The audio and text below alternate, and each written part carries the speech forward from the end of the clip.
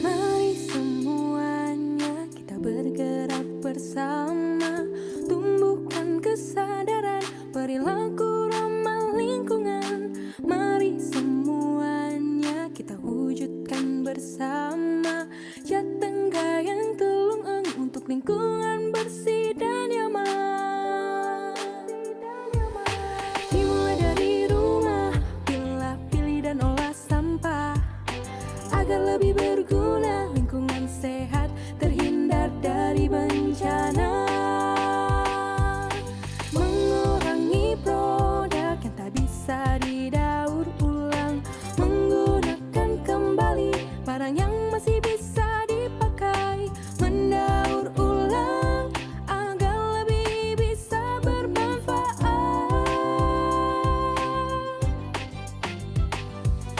Dimulai dari rumah, pilah, pilih dan olah sampah agar lebih berguna, lingkungan sehat, terhindar dari bencana.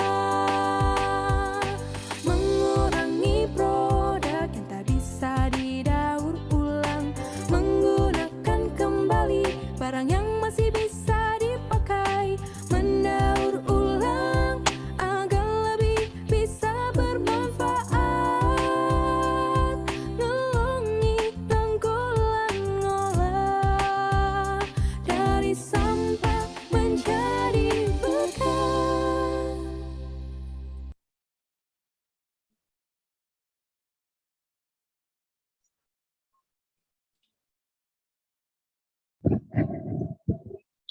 Baik, Assalamualaikum warahmatullahi wabarakatuh. Selamat pagi dan salam sejahtera bagi kita semua.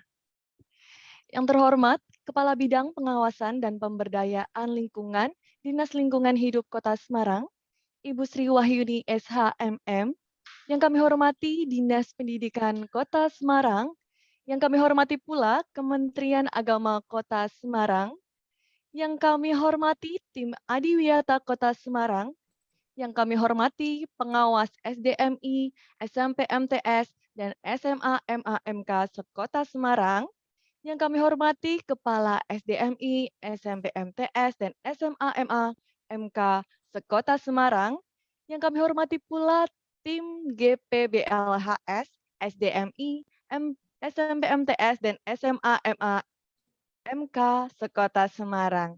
Tak lupa kepada Bapak dan Ibu Guru, peserta ngobrol asik GPBHLS yang tidak dapat kami sebutkan satu persatu. Selamat datang dalam acara ngobrol asik GPBLHS sesi 2. Alhamdulillah puji syukur kehadirat Tuhan Yang Maha Esa, karena berkat rahmat-Nya kita dapat bertemu meskipun secara virtual dalam acara ini tanpa suatu halangan apapun. Acara ini adalah kegiatan berbagi atau sharing yang kedua mengenai gerakan peduli dan berbudaya lingkungan hidup di sekolah. Program ini merupakan aksi kolektif secara sadar dan berkelanjutan yang dilakukan oleh sekolah dalam menerapkan perilaku ramah lingkungan hidup guna mewujudkan perilaku warga sekolah yang bertanggung jawab dalam upaya pelestarian lingkungan hidup dan kegiatan ini nantinya akan diintegrasikan dengan program Adiwiyata sebagai penghargaan dari pemerintah. Bapak Ibu hadirin yang berbahagia, perkenalkan saya Gisa Abel sebagai MC pada acara pagi ini. Izinkan saya membacakan susunan acara. Untuk acara yang pertama, pembukaan. Kemudian acara yang kedua, doa. Acara yang ketiga, menyanyikan lagu kebangsaan Indonesia Raya. Acara keempat, sambutan perwakilan dari Dinas Lingkungan Hidup Kota Semarang. Acara kelima, pemaparan materi oleh tim Adiwiyata. Yang keenam, diskusi dan tanya jawab, dan acara terakhir penutup. Bapak Ibu hadirin sekalian, langsung saja acara pagi ini marilah kita buka dengan bacaan basmalah bersama. Bismillahirrahmanirrahim. Kemudian acara yang kedua adalah doa. Kita berharap acara dapat berlangsung dengan lancar, membawa manfaat dan berkah bagi kita semua. Menurut kepercayaan masing-masing, berdoa dimulai.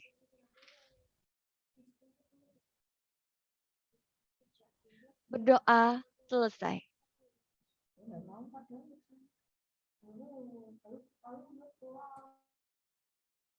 Acara yang ketiga, menyanyikan lagu kebangsaan Indonesia Raya. Hadirin mohon bersikap siap.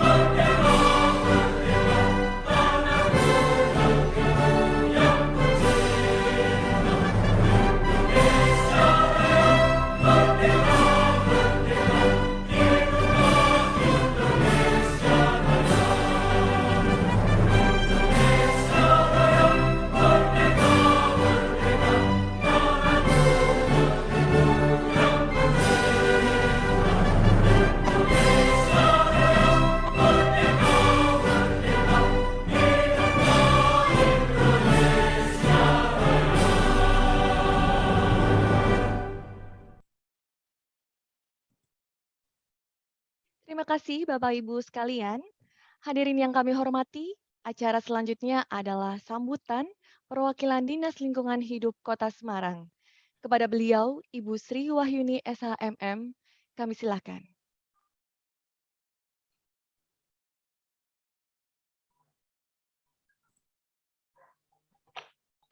Terima kasih. Assalamualaikum warahmatullahi wabarakatuh. Waalaikumsalam warahmatullahi wabarakatuh.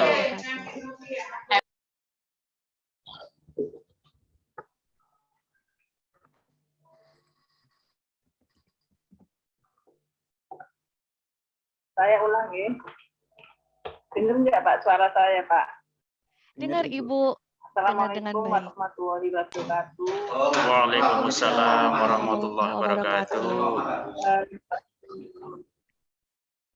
Salam sejahtera untuk kita semua yang kami hormati, Bapak Ibu Kepala Sekolah SD, SMP, MI, MTSN Negeri yang pada kesempatan pada hari ini hadir, baik yang muslim maupun swasta, dan yang kami hormati Kepala Dinas Pendidikan Kota Semarang atau yang mewakili, dan yang kami hormati Bapak Ibu pengawas SD maupun SMP, dan yang kami hormati Bapak Ibu yang mewakili dari Kemenak Kota Semarang. Puji syukur kami panjatkan kehadirat Allah yang Maha Kuasa, yang mana pada hari ini kami dapat bertemu bersama dalam keadaan sehat walafiat tanpa kurang suatu apapun. Bapak Ibu yang kami hormati, dalam rangka kegiatan calon sekolah adiwiyata tingkat kota yang nanti akan kita selenggarakan pada tahun 2022, kami berharap dari tindak lanjut dari hasil sosialisasi pada tanggal 25 November 2021 yang berada di Gedung Balai Kota, ya, kami berharap dari Bapak Ibu guru kepala sekolah SD, MI, SMP, MTSN, baik negeri maupun swasta. Kami berharap untuk bisa menindaklanjuti dan dari 60-an ya kemarin ya kalau nggak salah. Berapa ya Mas Abdi yang datang ya? Itu kami berharap untuk tahun 2022 bisa ikut berpartisipasi menjadi calon sekolah adiwiyata tingkat Kota Semarang. Jadi dari tahun ke tahun kami berharap sekolah adiwiyata tingkat kota bisa meningkat, nanti akhirnya akan ke jenjang selanjutnya yaitu tingkat provinsi, tingkat nasional sampai ke sekolah adiwiyata mandiri. Ini yang disampaikan oleh pimpinan kami, Bapak Kepala Dinas Lingkungan Hidup Kota Semarang, berharap untuk banyaknya sekolah adiwiyata tingkat kota maupun jenjang selanjutnya. Bapak Ibu yang hormati, kami berharap sekali pada hari ini bisa hadir semua ya.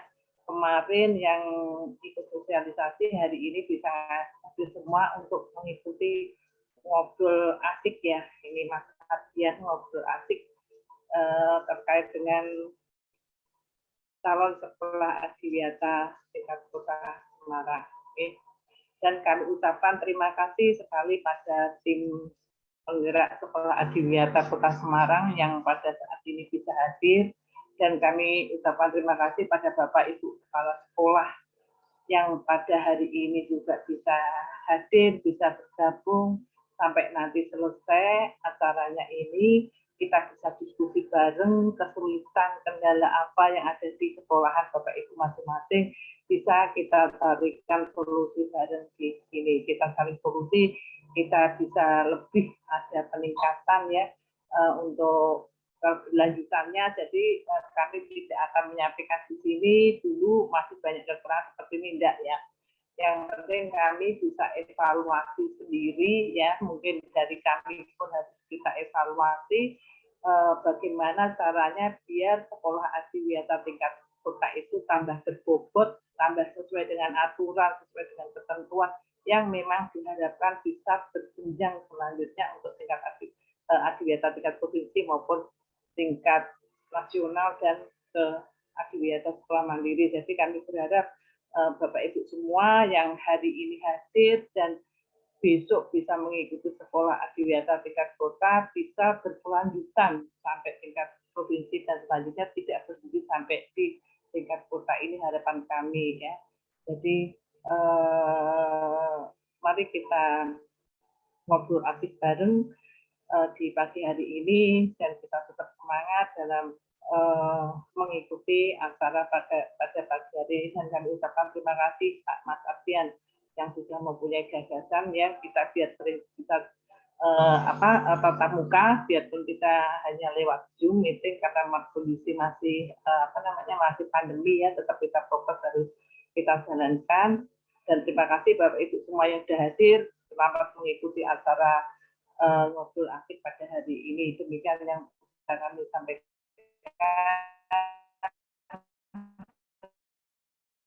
Dan terima kasih. Waalaikumsalam warahmatullahi wabarakatuh. Salam sehat Ibu Yuni. Terima kasih telah menyampaikan sambutan. Baik Bapak Ibu hadirin sekalian, sesuai dengan acara kali ini yaitu ngobrol asik, mari kita simak materi dengan baik namun tetap santai.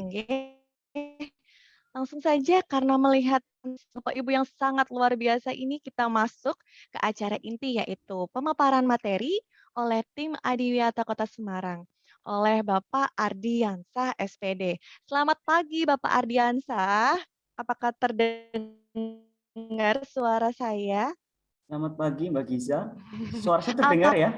Terdengar sangat jelas. Apa kabarnya hari ini Bapak?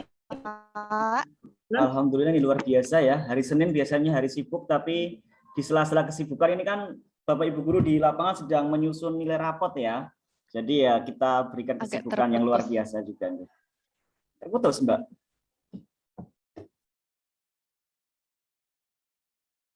Halo, apakah suara terdengar? Ya, halo Bapak Terdengarkah, Mbak? Pak. Ya, sudah jelas. Silakan. Ya. Jelas, Bapak. Ya, baik. Terima kasih Mbak Giza waktunya. Assalamualaikum warahmatullahi wabarakatuh.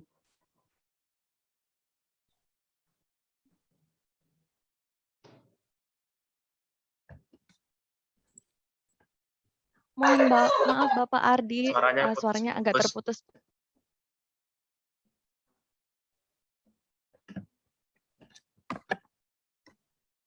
Baik, sebelum Bapak Ardi memulai, ini saya akan menyampaikan sedikit ya materi yang akan dibahas nanti disampaikan oleh Bapak Ardi. Ini mengenai penyusunan EDS, IPMLH, dan RKGPBLHS. Untuk Bapak Ibu hadirin dapat mengajukan pertanyaan melalui kolom chat dengan format nama _instansi _pertanyaan. Dan nanti pertanyaan yang terpilih akan dibahas bersama dengan Bapak Ardiansah pada sesi tanya jawab ya. Baik, kepada Bapak Ardiansah, SPD kami silahkan Bapak. Halo Apakah Mbak Giza, suaranya sudah terdengar? Ya, sudah bagus. Ya. Silakan Tadi Pak. melayang begitu ya suaranya. Terbawa Baik. angin. Ya betul. Baik, terima kasih. Assalamualaikum warahmatullahi wabarakatuh. Waalaikumsalam warahmatullahi wabarakatuh. Selamat pagi, salam sejahtera untuk kita sekalian. Om Swastiastu, Namo Buddhaya, salam kebajikan. Yang terhormat Dinas Lingkungan Hidup Kota Semarang yang dalam hal ini diwakilkan oleh Bu Yuni selaku Kepala Bidang Pengawasan dan Pengendalian Lingkungan. Kemudian ada dari tim penggerak Adiwiyata Kota Semarang, kemudian ada dari Dinas Pendidikan Kota Semarang, selanjutnya ada dari Kementerian Agama Kota Semarang, kepala sekolah beserta tim Adiwiyata atau tim GPBHS di seluruh SD, SMP, SMA, SMK yang ada di lingkungan atau wilayah hukum Kota Semarang yang pada pagi hari ini mengikuti di sela-sela kesibukan Bapak Ibu semua nih Bapak Ibu. Jadi konsepnya ngobrol asik saja. Jadi sambil mengerjakan rapot enggak apa-apa, tapi jangan sampai salah mengentri nilai ya Bapak Ibu. Jadi silahkan, yang penting materi kita masuk begitu. Dan saya melihat ada beberapa yang bersama putra-putri, siswa-siswinya di ruangan. Terima kasih dan semoga sehat selalu Bapak Ibu. Tetap prokes nggih. Ini saya satu ruangan sendiri jadi tidak menggunakan masker. Bapak Ibu jangan bosan-bosan ketemu dengan saya terkait dengan kegiatan rangkaian Adiwiyata di Kota Semarang. Karena kalau ada Adiwiyata ya nanti ketemunya dengan saya lagi, dan saya lagi. Nanti kita akan bersama-sama mewujudkan Kota Semarang yang semakin hijau. Baik, Bapak Ibu, seperti apa yang disampaikan oleh Bu Yuni tadi, terkait dengan kegiatan hari ini adalah imbas dari kegiatan pada saat tanggal 25 kemarin di Balai Kota Semarang. Jadi harapannya kegiatan yang kemarin itu kita ada implementasi pembinaan lanjutan untuk persiapan sekolah Bapak Ibu mengikuti kegiatan penilaian capaian pendidikan lingkungan hidup melalui GPBLHS di sekolah Bapak Ibu semua untuk di tahun 2022. Untuk itu materi pertama yang akan saya sampaikan ini untuk di ngobrol asik ini adalah tentang bagaimana Bapak Ibu di sekolah beserta tim itu menyusun rencana gerakan peduli dan berbudaya lingkungan hidup yang nantinya menjadi dasar Bapak Ibu semua melaksanakan program di sekolah. Suara saya terdengar ya Bapak Ibu nggih? Kalau terdengar bisa lambaikan tangan begitu karena ada yang siap. Terima kasih. Baik Bapak Ibu, saya paparkan sebentar nanti kita diskusi lebih banyak begitu Bapak Ibu. Baik, Bapak Ibu akan saya ulas sedikit apabila kemarin ada yang sempat ngantuk ataupun telat waktu di Balai Kota ya Bapak Ibu. Ini tentang penerapan gerakan peduli dan berbudaya lingkungan hidup di sekolah dalam penghargaan Adiwiyata. Bahwa sekali lagi Bapak Ibu, untuk Adiwiyata itu hanya sebuah penghargaan. Penghargaan di mana sekolah berhasil melaksanakan gerakan peduli dan berbudaya lingkungan hidup di sekolah. Jadi mindset kita sekarang sudah tidak lagi Adiwiyata itu lomba Bapak Ibu, tapi lebih ke penghargaan bagi mereka yang berhasil menerapkan. Nah, penerapan itu adalah lebih ke pendidikan karakter warga sekolah. Oke. Selanjutnya dasar hukumnya. Nah, ini Bapak Ibu kita perlu garis bawahi lagi dari tadi ya Allah Bapak Ibu terkait dengan GPBLHS. Jangan sampai kita salah kaprah. Kita sudah ganti permen Bapak Ibu nggih. Sudah ganti permen, sudah nomenklaturnya adalah P52 dan P53. Bukan lagi P5 tahun 2013, nggih.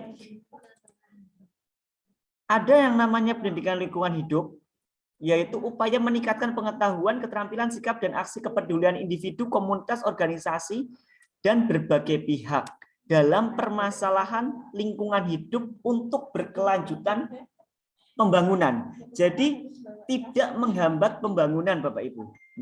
Baik untuk dari sekarang maupun yang akan datang. Kemudian GPBLHS atau yang kita kenal dengan Gerakan Peduli dan Budaya Lingkungan Hidup di sekolah, itu dilakukan oleh sekolah dan merupakan aksi kolektif seperti yang tadi disampaikan oleh MC kita Mbak Giza, bahwa aksi ini dilaksanakan secara kolektif Bapak Ibu, tidak berdiri sendiri, tidak seorang, tidak hanya kepala sekolah, tidak hanya program kepala sekolah saja, tidak hanya program wakil kesiswaan saja, tetapi seluruh komponen sekolah melaksanakan program ini. Diterapkan melalui PRLH, perilaku ramah lingkungan hidup, sebagai tindakan seluruh warga sekolah untuk menjaga dan melestarikan fungsi lingkungan hidup. Tunjuk Bapak Ibu, sehingga 3 tujuan ini tercapai Bapak Ibu. Yang pertama, mewujudkan perilaku. Ini yang utama Bapak Ibu.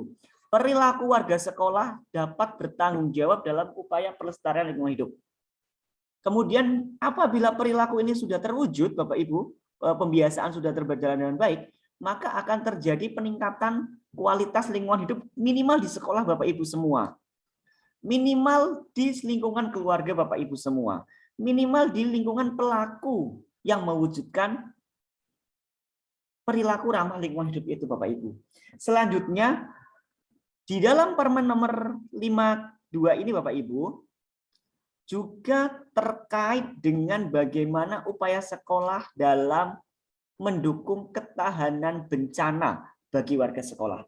Ada bencana alam, non-alam, dan bencana sosial. Nanti kita bahas melalui materi pada hari ini Bapak Ibu. Selanjutnya, ini ringkasannya. Bapak Ibu saya yakin sudah pirsa semua P52 tahun 2019 yang tadi saya ingatkan kembali untuk di print out, karena kalau biasanya di dalam file saja itu tidak akan terbaca dengan seksama, maka alangkah lebih baiknya di print out agar bisa terbaca begitu ya. Oke, ini ringkasannya Bapak Ibu, nanti bisa di literasi sendiri untuk sebagai literasi sendiri. Nah, Bapak Ibu, kami tekankan kembali bahwa adiwiyata itu adalah sebuah proses. Tidak mak bejajik langsung jadi begitu Bapak Ibu. Tidak langsung jadi. Proses pelan-pelan sesuai dengan siklusnya, sesuai dengan kemampuan sekolah masing-masing, sesuai dengan latar belakang masing-masing. Kemudian bukan lomba. Ini adiwiyata bukan lomba. Bukan lomba yang ada pemenangnya. Kalaupun ada peringkat 1, 2, 3, 4, 5, 6, itu adalah pelaksana terbaik. Itu adalah apresiasi tersendiri dari instansi yang menyelenggarakan, begitu ya. Jadi kalau nanti Bapak Ibu sekolahnya sudah memenuhi KKM atau memenuhi standar nilai minimal, maka berhak mendapatkan predikat sekolah adiwiyata, mendapatkan penghargaan adiwiyata yang kalau tingkat kota ditapak asma oleh Bapak Wali Kota atau Wali Kota Semarang, begitu. Dan ini yang paling penting juga Bapak Ibu, tidak copy paste. Jadi bukan pinjam sana, pinjam sekolah yang sudah berhasil, kita tiru, kita sesuaikan dengan di sekolah, kita gunakan programnya di sekolah. Ya, kalau program itu bisa dilaksanakan sesuai dengan IPMLH. Kalau tidak, itu tidak akan ketahuan Bapak Ibu. Itu justru akan membuat sebuah masalah sendiri, masalah tersendiri di sekolah Bapak Ibu sekalian. Baik. Bapak Ibu, materi yang pagi ini akan saya sampaikan adalah terkait dengan IPMLH, kemudian IDS, dan rencana gerakan. Untuk season ketiga besok kita akan membahas tentang kurikulum ya Bapak Ibu. Jadi untuk saat ini kita hanya sampai di poin rencana gerakan saja. Ini semoga Bapak Ibu tidak jenuh untuk bertemu dengan kami, karena kami bisa mendampingi Bapak Ibu hanya sampai bulan, insya Allah bulan Februari. Setelah itu Bapak Ibu di sekolah akan menyusun program dan melaksanakan program itu, baru langsung akan dikumpulkan ke tim begitu. Oke. Baik. Selanjutnya Bapak Ibu, kita ke IDS Bapak Ibu, evaluasi diri sekolah. Bahwa evaluasi diri sekolah adalah dokumen yang berisi proses evaluasi, ini sifatnya internal Bapak Ibu. Jadi dokumen ini tidak bisa disalahkan oleh pihak luar, karena yang tahu adalah Bapak Ibu yang menyusun. Yang menyusun siapa? Pemangku kepentingan di wilayah kerja Bapak Ibu semua berdasarkan 8 standar nasional pendidikan. Kalau di PMP itu ada lapor mutu Bapak Ibu, tetapi yang besok Bapak Ibu lampirkan dalam usulan CSAK ini bukan rapor mutu yang ada di PMP. Kita ambil 8 standar nasional pendidikannya saja Bapak Ibu. Tetapi setelah itu kita analisis dari standar-standar itu di bidang lingkungannya itu kurangnya apa, lebihnya apa. Maka itu akan menjadi dokumen laporan evaluasi diri sekolah. Nah, laporan IDS itu Bapak Ibu tidak perlu berlembar-lembar. Bisa 1 lembar saja, bisa 2 lembar, bisa 3 lembar, tergantung hasil evaluasi yang ditemukan oleh penjamin mutu pendidikan, begitu. Dalam hal ini juga dia melibatkan tim Adiwiyata atau tim GP/PLHS di sekolah.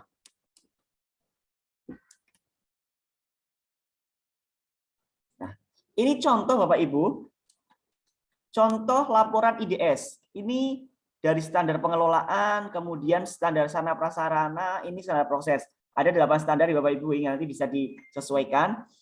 Nah, apabila Bapak Ibu di sekolah di sini di standar proses sudah mencantumkan prosentase, maka di situ sudah terlihat detail sekolah menganalisis berapa jumlah, berapa yang belum, berapa yang sudah, begitu Bapak Ibu.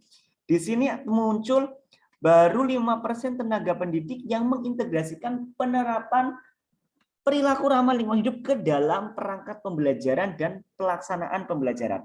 Maka di situ di sekolah berarti Bapak Ibu di sekolah tim sudah menganalisis, oh ternyata dari 100 guru baru 5%-nya yang terlibat dalam proses pembelajaran ramah lingkungan begitu. Jadi proses-proses ini dijadikan sebuah analisis untuk setiap standarnya Bapak Ibu.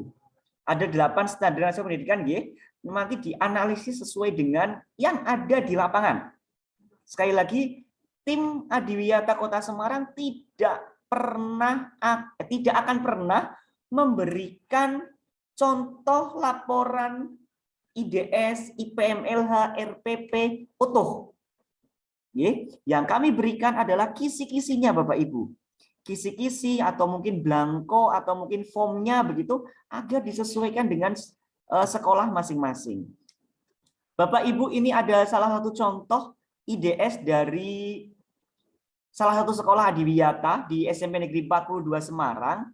Tim di sana sudah mengambil evaluasinya seperti ini Bapak Ibu.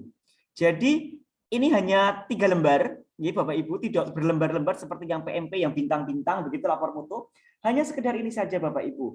Nah, ini nanti sebagai dasar Bapak Ibu menyusun program di RKJT dan RKJM. Misalkan di standar isi, sekolah sudah mengintegrasikan pendidikan lingkungan hidup melalui GP/PLHS pada dokumen 1 KTSP, yaitu divisi, misi, dan tujuan. Namun, upaya terkait aspek perlindungan belum terintegrasi pada aspek kebijakan sekolah. Jadi, Di 42 misalkan pada tahun 2019-20 Bapak Ibu, KTSP-nya sudah terintegrasi lingkungan, begitu nggih. Tetapi kebijakan-kebijakan sekolah, budaya-budaya sekolah belum memuat upaya-upaya itu, begitu. Belum muat upaya budaya-budaya, misalkan kalau buang sampah sembarangan, reward dan punishment-nya apa, kalau dia ya kebijakan-kebijakan lah Bapak Ibu, ada reward dan punishment begitu. Kemudian di standar proses seperti ini. Ini contoh Bapak Ibu, silakan bisa dipirsani. Jadi sangat simpel sekali.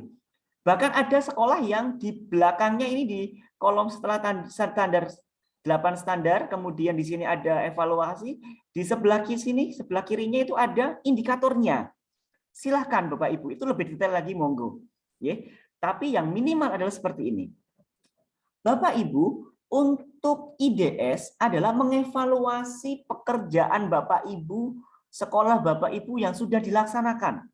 Jadi tahun 2021 ini, besok yang dilampirkan adalah IDS tahun anggaran 2021 sampai dengan bulan Desember besok. Jadi untuk tanda tangan pengesahan IDS adalah di bulan Desember 2021. Ngaten nggih? Jadi tidak ada lagi yang tanya nanti, Mas IDS-nya tanda tangannya bulan apa ya, gitu. Ya, IDS-nya di bulan Desember 2021. Nah, kemudian kita ke IPMLH Bapak Ibu. Ya, yang namanya IPMLH itu adalah identifikasi potensi dan masalah lingkungan hidup. Nah, identifikasi ini Bapak Ibu, kita bedah potensi sekolah, kita bedah permasalahan sekolah di bidang lingkungan hidup. Kemudian kita perhatikan juga isu-isu di lokal, di daerah, dan di global. Kalau yang mengikuti program Adiwiyata sebelum tahun 2019, Bapak Ibu, tetap ada IPMLH, tapi namanya adalah kajian lingkungan hidup. Nah, untuk IPMLH ini Bapak Ibu nanti akan dibagi menjadi beberapa identifikasi. Sudah kami buatkan tabelnya, tinggal Bapak Ibu nanti mengidentifikasi di situ. Yang pertama, isu lingkungan itu bisa isu lokal, isu nasional, dan isu global. Isu lokal itu bukan hanya di lingkungan sekolah Bapak Ibu. Isunya misalkan sekolah saya dekat dengan sungai, sebelah belakangnya sungai. Maka isunya nanti sungainya kalau pengikisan terus banjir, kemudian longsor, begitu. Itu isu yang sangat lokal, nggih. Tapi isu lokal adalah kita berada di mana Bapak Ibu? Ya berada di Kota Semarang. Kita ajak putra-putri kita, warga sekolah untuk menganalisis isu-isu lokal di Kota Semarang itu apa saja. Jangan sampai membuat program yang sekali lagi ini saya selalu sampaikan. Karena memang saking baiknya dengan sekolah lain, sharing program, tidak serta-merta program itu dianalisis, disesuaikan dengan kondisi lingkungan di sekolah masing-masing, maka program itu dilaksanakan di sekolah yang seharusnya program itu tidak bisa dilaksanakan. Contoh, sekali lagi ini yang terlihat sekali. Ada program biopori di daerah Semarang Atas, ya Gunung Pati, Banyumanik, begitu misalkan. Itu dicontoh di Semarang Utara, itu nggak bisa Bapak Ibu misalkan di sana itu memang tidak bisa buat biopori karena memang sekali membuat biopori sudah keluar air begitu. Itu tidak bisa. Maka kita harus menganalisis isu lokal di Kota Semarang apa saja. Kemudian isu nasional. Apa sih Bapak Ibu yang menjadi isu nasional di Indonesia sekarang begitu nggih. Kemarin rame-ramenya Bu Menteri Lingkungan Hidup nggih Bapak Ibu di Forest itu ya yang menanggapi pembangunan secara majemuk di khususnya di wilayah Kalimantan begitu nggih. Itu bisa dimasukkan ke dalam isu-isu pembelajaran. Kemudian isu global. Bapak Ibu, mohon isu persampahan sudah tidak bisa menjadi isu yang utama nggih Bapak Ibu nggih. Walaupun itu masalah yang selama ini kita laksanakan bersama, kita tanggulangi bersama, tapi itu bukan menjadi isu yang mendasar. Jadi persampahan begitu, daur ulang sampah misalkan begitu, itu sudah bukan lagi isu yang utama. Banyak sekali isu-isu lingkungan yang ada di lingkungan kita, di lokal maupun nasional maupun global. Gitu. Bapak Ibu, ini identifikasi potensi dan masalah hidup IPMLH atau isu-isu lingkungan yang ada di Jawa Tengah. Kalau yang di Kota Semarang kemarin kami sudah sampaikan di Balai Kota. Itu di Kota Semarang, di daerah Genuk, di daerah Pedurungan, Tembalang itu lebih ke apa begitu ya? Lebih ke rob, banjir atau tanah longsor begitu. Nah, ini adalah identifikasi potensi dan masalah lingkungan hidup di Jawa Tengah. Jadi banjir itu ada di beberapa ya. Bahkan ada yang masalahnya adalah ada banjir kars, ada kerusakan pesisir, ada yang limbah industri gitu. Kemudian ini yang harus kita laksanakan Bapak Ibu. Pada Permen LHK yang P52 ini, sekolah harus melibatkan dengan mitigasi bencana. Seperti yang kita laksanakan sekarang, kita rasakan sekarang juga Bapak Ibu, kita sedang mengalami bencana non alam, yaitu COVID-19 yang insya Allah akan segera berakhir nih Bapak Ibu. Apakah kita akan menghadapi melaksanakan mitigasi atau kita akan melaksanakan adaptasi? Monggo, disesuaikan. Kalau adaptasi berarti bagaimana kita membangun strategi untuk mengantisipasi dampak yang berkelanjutan. Misalkan ada perubahan iklim, kemudian ada dampak COVID, misalkan dampak kekerasan seksual, dampak kekerasan sosial, permasalahan lingkungan, permasalahan sosial lainnya, misalkan tawuran, sekolah itu dekat dengan keramaian, begitu. Itu kan juga permasalahan, bencana juga kalau sekolah sebagai lalu lintas tawuran misalkan. Itu apakah kita beradaptasi atau kita akan bermitigasi? Kalau mitigasi kan bagaimana menanggulangi untuk mencegah. Tapi kalau adaptasi bagaimana kita mengurangi untuk resiko yang lebih buruk begitu. Nah, Bapak Ibu, apa sih tujuan kita membuat IPMLH? Jelas. Yang pertama adalah untuk mendapatkan data. Data potensi dan masalah lingkungan hidup. Jadi, Bapak Ibu, ada potensi, ada masalah, silakan langsung dicatat, langsung diinventarisir. Jangan diawang-awang. Sekali diawang-awang, nanti lapar ada tukang bakso lewat, baksonya yang masuk, data itu langsung hilang. Kemudian setelah dicatat, nanti akan ada skala prioritas, bagaimana kita akan mengetahui pencapaian perubahan perilaku warga sekolah secara fisik dan lingkungan sekolah.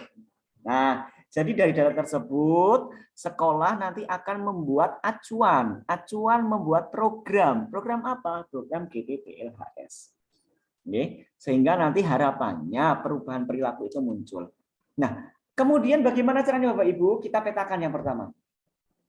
Tugas dari tim Adiwiyata atau tim GPPLHS diskusi dengan warga sekolah juga masyarakat. Nah, Bapak Ibu, karena kita akan mengidentifikasi lingkungan, maka kita libatkan wilayah setempat. Ada RT, RW, komite, kelurahan, stakeholder terdekat kita libatkan untuk mengidentifikasi masalah dan potensi lingkungan yang ada di sekitar sekolah kita, Bapak Ibu. Kalau di dalam sekolah, yang tahu adalah sekolah. Kalau yang di luar sekolah, yang tahu kan masukan dari warga sekolah yang lainnya, begitu. Bapak Ibu, apakah suara saya terdengar, Bapak Ibu? Mbak Giza, terdengar? Terdengar, Bapak Ardiansyah. Soalnya ada yang japri, suaranya nggak terdengar. Oh, mungkin sinyalnya sana yang terbawa angin ya. Di pesisir pantai mungkin ya. Baik, saya lanjutkan bahwa untuk yang kedua bahwa setelah tim melaksanakan diskusi,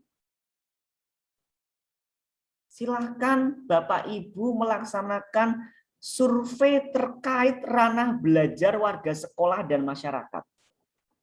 Bagaimana upaya warga sekolah untuk belajar di sekolah panjenengan? Motivasi belajarnya seperti apa? Sekarang sudah enak Bapak Ibu. Karena apa? Dengan sistem yang zonasi. Dengan sistem zonasi maka warga sekitar sekolah itu adalah bagian dari orang tua kita juga. Maka akan sangat gayung bersambut sebenarnya Bapak Ibu. Jadi bagaimana caranya kita menggandeng dinas terkait, kemudian stakeholder terkait untuk berpartisipasi, berdiskusi, memutuskan potensi apa sih di sekolah kita, masalah apa sih di sekolah kita, begitu. Selanjutnya, jika itu adalah sebuah masalah Bapak Ibu, pasti itu ada sebuah kondisi. Kita identifikasi kondisinya. Ada masalah, pasti ada sebab. Apa sih sebab dari kondisi tadi? Nah, apabila ada itu sebuah masalah, maka yang kita cari adalah solusinya Bapak Ibu. Ya, solusi itu bisa ide, gagasan, kemudian program, kemudian hal-hal baru atau inovasi-inovasi yang nantinya menjadi program yang dilaksanakan di sekolah Bapak Ibu. Ya, kita bedakan Bapak Ibu. Kita pisah antara potensi dan masalah. Sekali lagi kalau masalah, kita lihat kondisinya, kemudian kita identifikasi sebab dari kondisi tersebut, dan kita carikan solusinya melalui sebuah program atau gagasan. Namun jika sebuah potensi Bapak Ibu, kita identifikasi kondisinya. Kondisinya seperti apa ya? Oh, kondisinya Bapak Ibu guru kita semangat kok untuk melaksanakan program composting misalkan. Maka gagasannya, oke lah kita adakan pelatihan composting untuk memperkuat SDM tentang composting bagi warga sekolah. Nah, itu gagasan begitu. Jadi dari sebuah potensi nanti akan menimbulkan sebuah gagasan. Namun bisa jadi Bapak Ibu, sebuah masalah itu justru sebuah potensi yang tersembunyi. Contoh, tidak sedikit Bapak Ibu yang mempermasalahkan adanya sampah daun yang diakibatkan banyaknya pepohonan di lingkungan sekolah. Bagi kami, bagi tim Adiwiyata, itu bukan masalah Bapak Ibu. Sampah daun itu adalah potensi yang luar biasa bisa digajikan sebuah gagasan untuk produktivitas pengelolaan sampah organik di sekolah. Karena salah satu potensi yang terbesar sampah organik adalah dari tanaman itu sendiri yang ada di sekolah. Bukan lagi Bapak Ibu guru bawa makanan, makan siang tidak habis, kemudian dijadikan kompos, bukan itu. Tapi apa yang ada di sekolah itu yang kita kelola dengan baik. Ini jadi perbedaan antara masalah dan potensi. Kalau masalah ada sebabnya, kalau potensi pasti biasanya tidak ada sebabnya. Adanya minat atau bakat. Kemudian Bapak Ibu, setelah kita melaksanakan identifikasi potensi dan masalah, kita pilah menjadi skala prioritas, apakah itu penting tetapi mendesak atau harus segera diselesaikan, atau kegiatan itu, masalah itu, potensi itu penting tetapi tidak begitu mendesak. Begitu. Jadi kita analisis melalui skala prioritas. Jadi yang tahu itu siapa? Ya Bapak Ibu semua. Contoh Bapak Ibu, misalkan di sekolah ternyata sampah itu tidak terpilah dengan baik, misalkan. Program utama kita yang pertama di tahun pertama ini, di 6 bulan pertama, kita prioritaskan sampah itu terkelola dengan baik, dengan terpilah. Anak-anak, warga sekolah, dan lainnya bisa memilah sampah ke dalam tempat sampah yang sudah terpilah begitu, sesuai dengan pilahnya. Itu fokus utamanya, maka itu menjadi skala prioritas yang paling utama. Masukkan ke dalam program di bulan pertama sampai ke 6 misalkan. Tapi apabila alatnya kurang misalkan, perlengkapannya kurang, sampahnya kurang, setelah dipilah ternyata rumah komposnya belum ada, rumah pilahnya belum ada, baru ada tempat sampah pilahnya. Maka oke lah, yang penting kita pilah sampah terlaksana dulu, rumah pilah kita adakan, kita bangun di tahun yang kedua. Maka itu menjadi skala yang penting tetapi tidak begitu mendesak. Jadi yang tahu kondisi itu mendesak apa tidak, itu adalah Bapak Ibu di sekolah. Tim yang tahu kebutuhannya apa. Nah, skala prioritas semuanya penting Bapak Ibu. Sekali lagi, semuanya penting, tinggal itu mendesak atau belum begitu mendesak. Nah, Bapak Ibu, ini adalah tabel potensi dan masalah. Bapak Ibu nanti pada saat melampirkan IPM-LH, tolong Bapak Ibu cantumkan tabelnya. Masalahnya apa, sebabnya apa, solusinya ke depan rencananya bagaimana, kemudian itu masuk ke kategori skala yang seperti apa. Seperti pada saat kita akan melaksanakan membuat program tahunan sekolah Bapak Ibu, ini kan sudah akhir tahun, di awal tahun itu di APBS biasanya itu kan menyusun anggaran, kemudian menyusun program sekolah. Bulan pertama kita mau apa? Tahun ini kita tahun 2022 IHT-nya di sekolah akan dilaksanakan berapa kali, kemudian akan piknik berapa kali, akan kegiatan LDK di kemana, di mana, seperti apa, begitu misalkan. Nah, silakan Bapak Ibu membuat ini skala prioritasnya, penting, mendesak ataupun tidak mendesak. Kemudian apabila potensi juga seperti itu, potensinya apa, gagasannya apa. Nah, tabel ini Bapak Ibu nanti akan dipilah menjadi 6 aspek. Sekali lagi dipilah menjadi 6 aspek. Aspek PRLH ini sebagai acuan pemberkasan juga Bapak Ibu. Acuan pemberkasan, acuan pengintegrasian PRLH ke dalam perangkat pembelajaran Bapak Ibu semua. Kemudian acuan dalam menyelesaikan dokumen IPM-LH. Ya, 6 aspek ini. Kebersihan, sanitasi, drainase, pengelolaan sampah dengan konsep 3R, menanam, memelihara pohon atau tanaman atau kehati, konservasi air, konservasi energi, dan inovasi. Nah, Bapak Ibu, bisa juga 6 aspek ini menjadi dasar Bapak Ibu menjadi tim di sekolah. Dengan kader adiwiyata. Oke, kita ke identifikasi yang pertama. Ke identifikasi sumber daya air. Bapak Ibu di sekolah silakan petakan kondisi penggunaan air. Bagaimana air masuk ke sekolah kita, kemudian kita gunakan sebagai apa saja.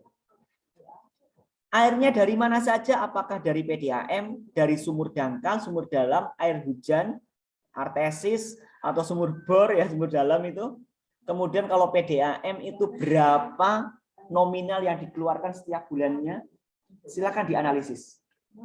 Kemudian pengeluarannya untuk apa? Apakah digunakan untuk konsumsi, sanitasi, perawatan gedung, penyiraman tanaman, wudhu atau lainnya. Sanitasi bisa juga sekarang adalah cuci tangan, Bapak Ibu, karena sekarang sudah sedang masa-masanya COVID begitu, Jadi silakan Bapak Ibu petakan semua ini.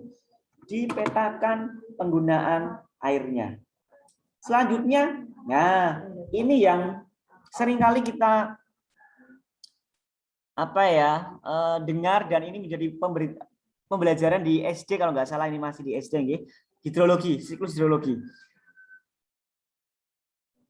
Mindsetnya sekarang paradigmanya bukan lagi air cepat-cepat ke laut, tapi bagaimana air tersimpan di tanah, kemudian air bisa dimanfaatkan lagi oleh tanah, menjaga kesuburan tanah, menjadi kualitas tanah yang lebih baik, dan tumbuhan akan menjadi lebih baik tentunya. Bukan lagi cepat-cepatan air itu kembali ke laut, kemudian nanti naik lagi ke awan menjadi hujan lagi, turun lagi, begitu siklusnya. Bukan lagi seperti itu Bapak Ibu. Tapi bagaimana kita menjaga air tanah, air yang jatuh ke tanah itu betul-betul betah di tanah, begitu, Oke, ini contoh Bapak Ibu. Kenapa yang pertama saya paparkan adalah air, identifikasi air, karena air itu betul-betul sebagai sumber kehidupan. Jangan sampai masalah ini muncul di lingkungan kita, kekurangan air, kemudian airnya ada tapi kotor, keruh, begitu kan, kasihan juga. Nah, Bapak Ibu lebih memilih yang di atas atau yang di bawah? Ayo, mungkin bisa dinyalakan ini mikrofonnya. Bapak Ibu memilih yang di atas atau yang di bawah? 3 gambar di atas atau yang di bawah? Yang atas, Mas Adi. Oh, yang atas ya Bapak Ibu ya. Seger, kemudian bisa untuk ciblon, begitu piknik begitu ya. Ini bisa untuk ya budidaya. Tetapi kalau di bawah ya Allah Bapak Ibu tidak bisa membayangkan kalau kita hidup di daerah seperti ini. Ya, tidak sehat sekali. Nah, waktunya kita tergugah untuk lebih care terhadap sanitasi kita. Nah, kita adakan gerakan peduli air. Warga sekolah wajib ini Bapak Ibu. Bagaimana kita mengedukasi warga sekolah dengan kampanye hemat air, mungkin bisa membuat lubang biopori, kalau bisa di tempatnya itu lubang biopori dibuat, kemudian membuat pemanen air hujan atau RWH, kemudian sumur resapan atau keran hemat air. Bapak Ibu, apabila Bapak Ibu membuka keran, ada indikasi setengahnya saja digunakan begitu. Kemudian matikan keran pada saat yang digunakan, matikan keran pada saat menggunakan sabun saat mencuci tangan begitu ya, jangan ngucur terus begitu. Sudah full ngucur terus, memang semakin banyak begitu. Jadi silakan Bapak Ibu bagaimana caranya membuat gerakan peduli air di sekolah sesuai dengan penyesuaian di sekolah masing-masing. Bisa juga melalui perawatan instalasi air. Pernah, ini pengalaman pribadi saya Bapak Ibu, di tempat saya, di rumah saya itu 1 bulan itu sampai 400.000, bahkan pernah 530.000 Bapak Ibu. Padahal cacah jiwa di rumah saya itu hanya 2 orang. Ternyata instalasinya itu rusak. Pipanya ya di dalam tanah itu rusak. Maka kalau tidak dirawat, tidak diidentifikasi, kita tidak bongkar, ya itu akan menjadi boros air dan juga boros anggaran juga begitu nih Bapak Ibu. Atau mungkin ipal kantin Bapak Ibu. Ini yang sekarang sudah kita kehilangan itu kantin ya. Bapak Ibu, kantin itu sekarang bisa dibuatkan ipalnya gitu. Oke. Nah, ini Bapak Ibu tadi yang tadi saya sampaikan. Mohon izin ya, bisa di-mute dulu Bapak Ibu biar nanti kita gantian diskusinya nggih. Paradigma air yang seperti tadi kami sampaikan bahwa air jangan secepat-cepatnya menuju laut atau sungai. Tapi bagaimana selama-lamanya air bertahan di permukiman. Baik itu terlihat maupun tidak. Oke. Ini biopori ya, contoh biopori.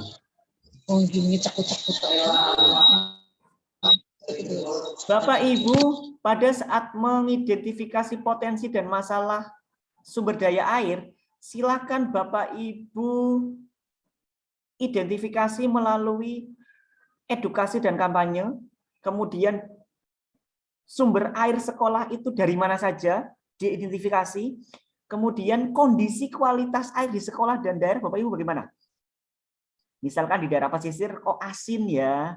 Kemudian agak lengket, itu diidentifikasi Bapak Ibu. Kemudian ada program tata kelola air di sekolah itu bagaimana? Rencana programnya dimasukkan ke tabel tadi. Ini IPMLH tentang sumber daya air. Nah, ini silakan dimasukkan ke dalam sini Bapak Ibu. Jadi tadi sumber air sekolahnya bagaimana, penggunaannya apa saja, penggunaan masalah apa saja, sebabnya apa, kemudian solusinya bagaimana atau rencananya bagaimana. Penanganannya itu dalam jangka dekat atau lambat, pun dengan potensi. Oke, ini untuk masalah potensi dan dari sumber daya air. Kemudian ini Bapak Ibu yang menjadi momok terbesar kita adalah pengelolaan sampah. Nah, sama halnya Bapak Ibu, kita identifikasi SOP kita. Bagaimana pengelolaan sampah, bagaimana perjalanan sampah di sekolah kita. Bagaimana sampah itu muncul di sekolah kita dan bagaimana kita meniadakan sampah itu di sekolah kita. Dari manakah sampah-sampah itu muncul? Apakah dari makanan minuman? Apakah dari ATK? Apakah dari operasional gedung, perawatan gedung dan kawan-kawannya? Kemudian bentuknya apa saja? Apakah itu berbentuk plastik, berbentuk sisa makanan, berbentuk Daun ranting, ya, kalau daun ranting ini sudah tidak menjadi masalah utama karena bisa dijadikan kompos. Ini tidak menjadi keluhan utama Bapak Ibu. Ya. Kemudian apakah itu kertas, koran, kardus, dan lain sebagainya, kaca logam, baterai, ketroid, atau botol pembersih? Silakan. Jadi dianalisis bagaimana munculnya sampah di sekolah Bapak Ibu, bagaimana sampah itu tertangani, kemudian munculnya jadi sampah apa, kemudian SOP-nya pengelolaan sampah itu bagaimana. Itu diidentifikasi. Nah, dimasukkan ke dalam sini Bapak Ibu. Sampah di sekolahku melalui barang ini menghasilkan sampah ini. Dari kegiatan ini menghasilkan sampah ini. Contoh, ya kegiatannya adalah deklarasi sekolah ramah lingkungan. Nah, itu deklarasinya itu kegiatannya Bapak Ibu. Kegiatan deklarasi sekolah ramah lingkungan atau kegiatan IHT. Tapi menghasilkan sampah apa? Ternyata masih ada kemasan sekali pakai, misalkan botol air mineral sekali pakai, kemudian makanannya menggunakan bungkus plastik, begitu itu menimbulkan masalah Bapak Ibu di sini. Jadi silakan diidentifikasi. Kalau bisa Bapak Ibu, kami mengajak diri saya sendiri sama Bapak Ibu, mari berkomitmen untuk sedikit demi sedikit perlahan-lahan mengurangi penggunaan yang sekali pakai begitu. Termasuk baju Bapak Ibu. Kalau bajunya masih bisa dipakai, ya kita jangan beli, kemudian disimpan, kemudian lama nggak dipakai, kemudian mau dipakai udah tidak muat lagi karena mengembang, bukan bajunya tapi badannya, kemudian beli lagi begitu. Itu sangat boros Bapak Ibu. Ya, lebih baik untuk yang lain, untuk beli cabai, beli merica, beli dan lain sebagainya ya di rumah tangga begitu. Oke, Bapak Ibu, ini ada 3 hierarki peduli sampah. Bapak Ibu kita tahu dulu, kita ketahui dulu jenis-jenis sampah. Kita ketahui dulu karakteristik sampah itu. Karena dengan kita mengetahui dari jenis-jenis sampah, maka kita akan melakukan perlakuan sampah yang berbeda dari jenis yang satu ke jenis yang lain. Sekali lagi, kita ketahui dulu jenis-jenis sampah yang ada. Jenis-jenis sampah yang ada kita identifikasi, kemudian kita identifikasi perlakuannya juga. Oh, kalau kita ada sampah sisa makanan, SOP-nya akan kemana? Diapakan? Kemudian kalau ada sampah botol mineral sekali pakai, larinya akan kemana? Begitu. Ya. Maka dengan kita setelah mengetahui karakteristik dan jenisnya, maka kita akan terampil memilah dan mengolah. Nah, tadi ini Bapak Ibu, memilah dan mengolah, dan nantinya kita punya sikap Bapak Ibu. Kita akan kurangi atau stop nyampah. Itu pilihan. Kita diet atau kita tolak sampah itu. Ada yang bisa kita tolak? Ada. Kita tolak.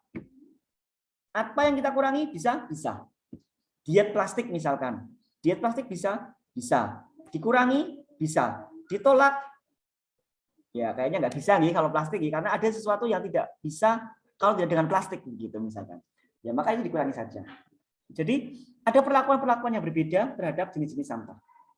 Nah, Bapak Ibu, ini yang jarang sekali terlampirkan dalam usulan CSAK. Nah, tahun ini Bapak Ibu harus melampirkan ini. Hukumnya wajib fardu ain ya.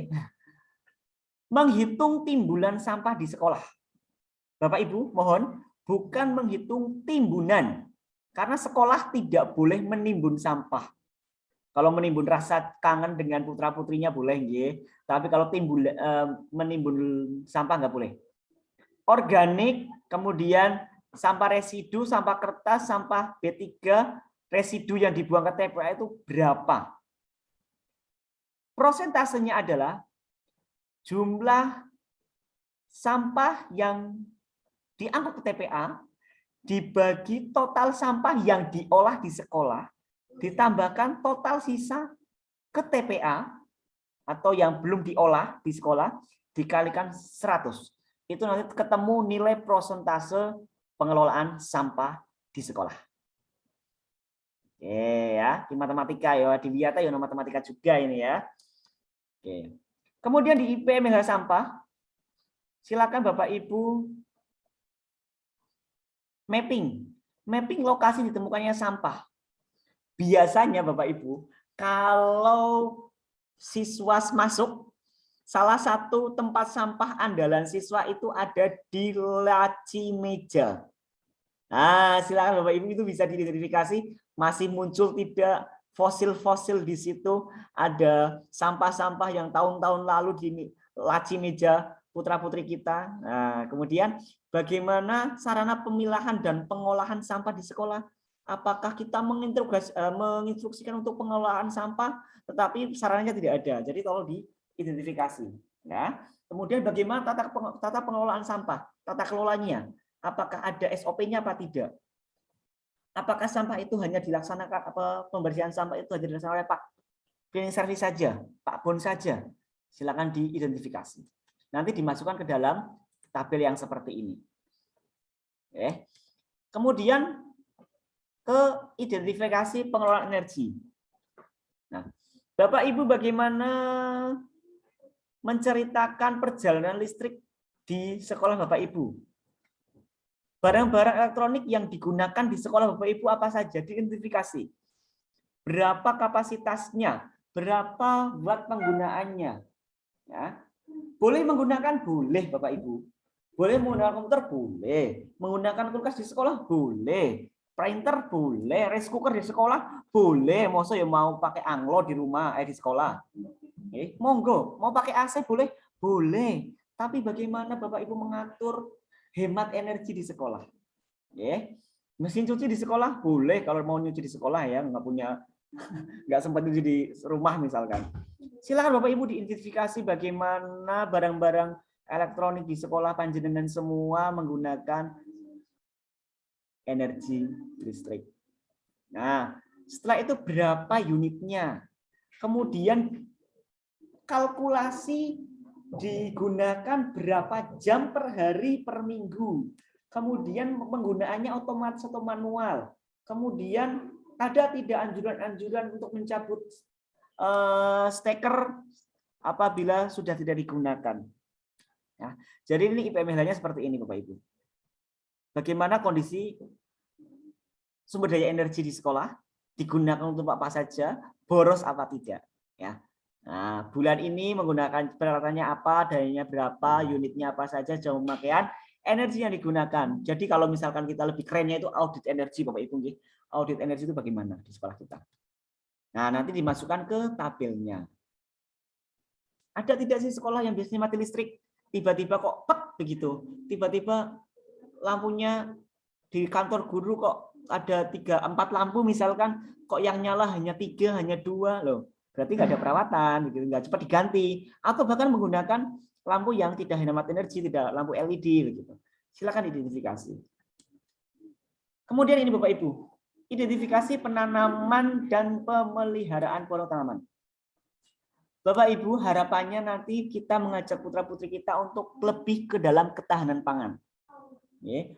Wah, saya senang sekali kalau melihat profil sekolah Adiwiyata atau calon sekolah Adiwiyata. Mereka banyak sekali gerakan-gerakan menanam. Bahkan ada yang 1 orang 1 tanaman, ada yang 1 orang 2 tanaman, ada yang membuat greenhouse yang luar biasa bagus, tapi salah konsep begitu, ada yang membuat hidroponik, aquaponik, warung hidup, kemudian agrowiyata, begitu. Wajar Bapak Ibu, itu boleh sekali. Tetapi bagaimana itu bisa menjadi sebuah pembelajaran bagi siswa. Bukan hanya Bapak Ibu guru yang menanam, kemudian dipanen oleh Bapak Ibu guru, dirasakan oleh Bapak Ibu guru, tidak ada imbalnya untuk pendidikan karakter, kemudian penambahan wawasan, pendidikan pengetahuan bagi warga sekolah, khususnya putra-putri kita. Ini jadi harapannya ke situ. Nah, Bapak Ibu dalam IPM Hari Pohon Tanaman ini yang kita lakukan adalah literasi ke hati keanekaragaman hayati warga sekolah. Bagaimana warga sekolah paham tentang jenis-jenis tanaman yang ada di sekolah kita? Kemudian ada tidak penambahan jumlah pohon setiap tahunnya? Bagaimana perawatannya? Kemudian apa saja sih pohon-pohon lokal yang ada di sekolah? Ada tidak tanaman-tanaman langka yang ada di sekolah? Atau khas daerah? Nah, kemudian bagaimana proses budidaya yang ada dilakukan di sekolah? Budidaya tanaman yang ada di sekolah. Boleh Bapak Ibu misalkan ada sekolah yang mendeklarasikan menjadi sekolah jeruk, sekolah kelor begitu, sekolah ginseng, sayur, silakan. Tapi itu didasarkan dengan identifikasi di sekolah bahwa oh ternyata warga sekolah senangnya memelihara, menanam, merawat ginseng sayur untuk program sehari makan sayur bagi warga sekolah misalkan. Atau mungkin pohon-pohonnya lainnya. Jadi silakan dilakukan sesuai dengan apa yang ada di sekolah. Kemudian Bapak Ibu jangan lupa di sini ada kondisi tutupan vegetasi di sekitar sekolah. Ini akan mengidentifikasi berapa luas lahan sekolah, berapa luas bangunan sekolah, berapa jumlah lahan terbuka hijau atau ruang terbuka hijau yang ada di sekolah. Oke, monggo diidentifikasi di sekolah masing-masing. Bapak Ibu diidentifikasi pohonnya. Nama pohonnya apa? Kalau bisa nama ilmiahnya apa? Kalau memang pohon itu besar, berkambium, diameter batangnya berapa? Karena nanti akan ada identifikasi perawatan per tahun Bapak Ibu. Ya, tahun pertama, tahun kedua. Begitu juga dengan tabel yang kedua, jumlahnya berapa di tahun pertama, tahun kedua apakah meningkat, apa malah justru mati, begitu digantikan dengan yang lain, kemudian persentase penambahannya berapa gitu. Ini bisa tahun pertama, kedua, ketiga, keempat sampai dengan ke tahun keempat nih karena RKJM kita sampai 4 tahun. Kemudian tanaman toga, ya, tanaman obat juga diidentifikasi. Kalau bisa ada pengelolanya siapa, pengolahannya untuk apa saja, ya, misalkan kelor untuk apa? Kelor mengusir jin gitu ya. Kelor untuk asam urat diabetes bisa, pegagan misalkan untuk diabetes, binahong misalkan seperti itu. Silakan diidentifikasi. Kemudian waktu penanamnya kapan, jumlah penanamannya berapa, pengelolanya siapa? Pengelola ini bisa kader adiwiyata, bisa pembinanya, bisa dicantumkan di sini Bapak Ibu. Oke, silakan. Nah, ini tabel potensi dan masalah. Saya yakin Bapak Ibu, di sekolah Bapak Ibu semua ada masalah terkait tanaman. Ada masalah terkait pohon. Misal, tidak bisa tumbuh, pohon asam tidak bisa tumbuh di sekolah kami. Sebabnya apa? Tanahnya seperti ini. Solusinya apa? Oh, mungkin bisa digunakan tabula pot misalkan dengan mengimport tanah yang sesuai untuk jenis tanaman tersebut. Atau mungkin masalahnya adalah lahannya sempit atau terbatas. Nah, disebabkan apa? Ya karena gedungnya sudah memenuhi luas lahan sekolah. Maka solusinya ya mungkin penanaman dengan pot atau mungkin penanaman di sekitar sekolah atau bekerjasama dengan warga sekolah lainnya, dengan stakeholder lainnya, gitu. Potensi lahan sekolahnya luas, kemudian warga sekolahnya semangat untuk jenis tanaman pohonnya. Kita punya banyak tanaman langka misalkan. Gagasannya misalkan, oh menjadi eduwisata misalkan bagi warga sekolah atau edupark begitu.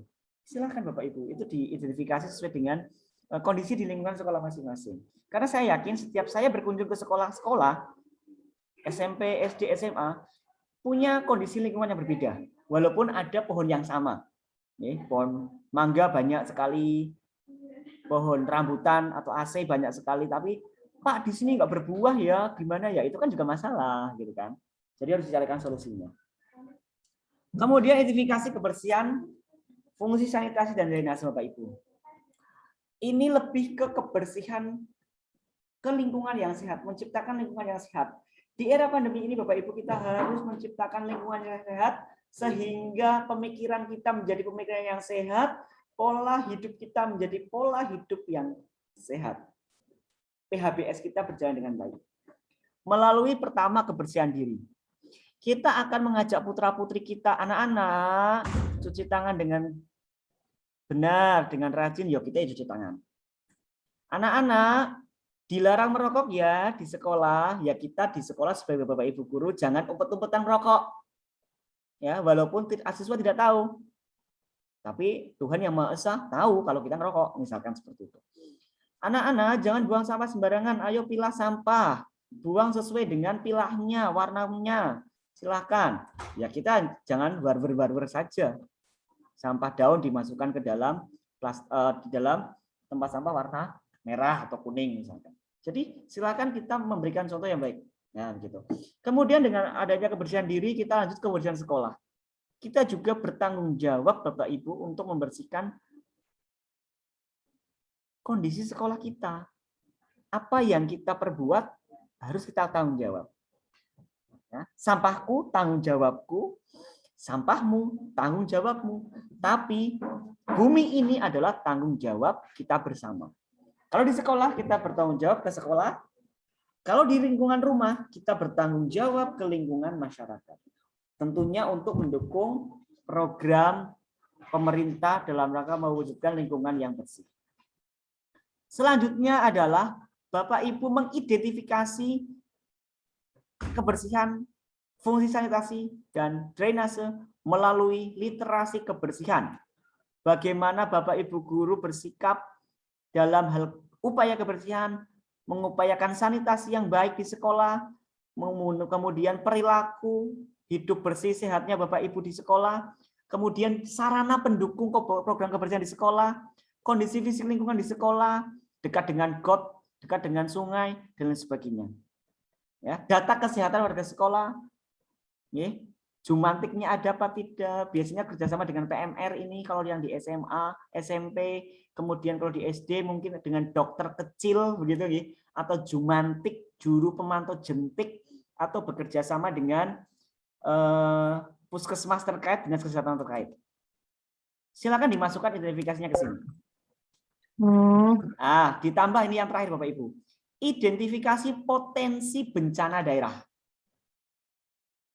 Ada bencana alam, bencana non-alam, dan bencana sosial.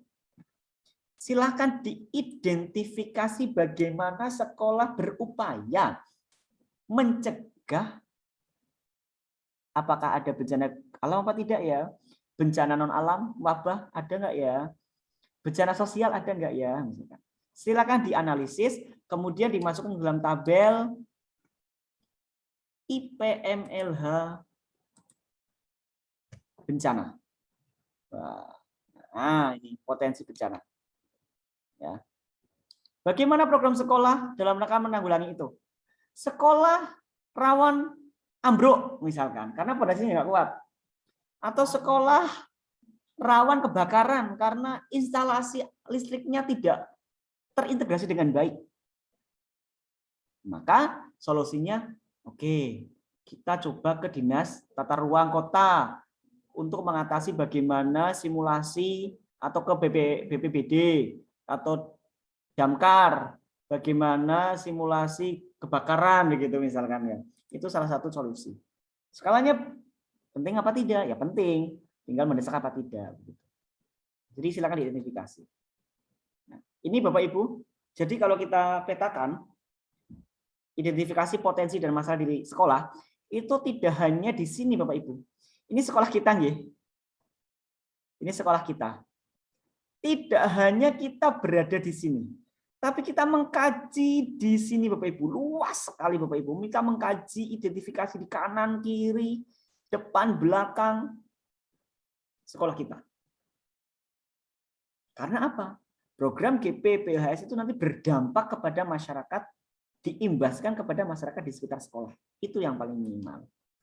Nah, Bapak Ibu, setelah tabel-tabel potensi dan tabel-tabel masalah dari 6 aspek tadi dianalisis dan dipetakan, saatnya Bapak Ibu memindahkan tabel tersebut ke rencana program. Oke. Saya yakin aspeknya seperti ini, nggih. Yang di lampiran 2 Permen nomor 52 pasti isinya seperti ini. Cuma di sini ada waktunya. Bulan 1, 2, 3 sampai 12. Silakan Bapak Ibu pindahkan ke sini. Ya, potensinya apa dimasukkan ke potensi, masalahnya dimasukkan ke masalah. Sedangkan tadi kita kan tadi awal sudah membuat evaluasi diri sekolah ya Bapak Ibu nggih. Kita masukkan ke rencana kegiatan, diintegrasikan ke dalam 8 standar nasional pendidikan. Kegiatan-kegiatan yang tadi di sini, gagasan-gagasan sama solusi ini kan nanti akan memunculkan sebuah kegiatan. Kegiatan-kegiatan ini kita integrasikan ke dalam rencana kegiatan dan kira-kira masuk ke standar mana gitu Bapak Ibu. Begitu. Nah, saatnya duduk bersama dengan tim, analisis bersama, oh ternyata masalah di bidang sanitasi misalnya tadi, sarana prasarananya kurang, maka masuk ke dalam standar sarana prasarana programnya sini. Nah, tinggal skala prioritasnya apa begitu.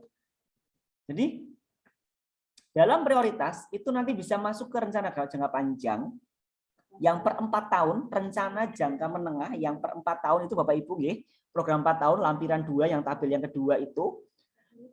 Kalau itu prioritas utama, silakan dimasukkan ke dalam rencana jangka pendek, jangan dalam 1 tahun. Oke. Sampai di situ Bapak Ibu. Untuk tanggal IDS dan tanggal IPMLH silakan tertanggal dan disahkan bulan Desember. Sedangkan rencana program, tabel rencana program, ini rencana program, di Tapa Asmo paling lambat Januari 2022. Oke, itu paling lambat. Karena bulan pertamanya adalah bulan Januari. Tahun pertamanya tahun 2022. Ini yang 4 tahun tabelnya dari pemetaan potensi masalah. Saya besarkan ini Bapak Ibu. Ini potensi masalah. Kemudian masuk ke kegiatan, masuk ke standar apa begitu. Kemudian muncul di tahun keberapa. Target capaiannya. Seperti ini Bapak Ibu. Dalam standar proses. Contoh. Dalam standar proses di sini muncul pengintegrasian penerapan perilaku ramah lingkungan hidup dalam rangka pengolahan sampah, fungsi drainase, konservasi air, penghijauan bla bla bla bla ke dalam RPP. Tahun pertama perubahan perilakunya Bapak Ibu gurunya baru 25% dulu lah begitu. Enggak apa-apa Bapak Ibu karena Bapak Ibu yang mentargetkan. Karena nanti standar berhasilnya apa tidak nanti apakah ada di poin ketiga. Poin ketiganya apa? Komponen ketiga adalah pemantauan dan evaluasi. Jadi monggo yang tahu yang punya target adalah Bapak Ibu semua. Oke. Ini yang 1 tahun. Bulan pertama, kedua sampai ke bulan 12. Jangan lupa sumber pembiayaan bukan hanya dari dana bos Bapak Ibu. Bisa dari manapun. Oke. Ini terbuka sekali Bapak Ibu. Ini contoh. Oke. Itu Bapak Ibu yang dapat saya sampaikan. Semoga bisa menambah wawasan Bapak Ibu semua untuk lebih semangat menyusun dokumen IPMLH dan IDS sebelum menyusun rencana program dan tidak membuat Bapak Ibu di lapangan menjadi tambah mumet. Saya yakin. Semoga tidak tambah mumet Bapak Ibu. Selanjutnya saya berikan waktu kepada saya kembalikan kepada Mbak Giza untuk bisa diskusi, kita banyak tanya jawab. Silakan. Sekian dari saya. Mohon maaf bila ada kesalahan. Assalamualaikum warahmatullahi wabarakatuh.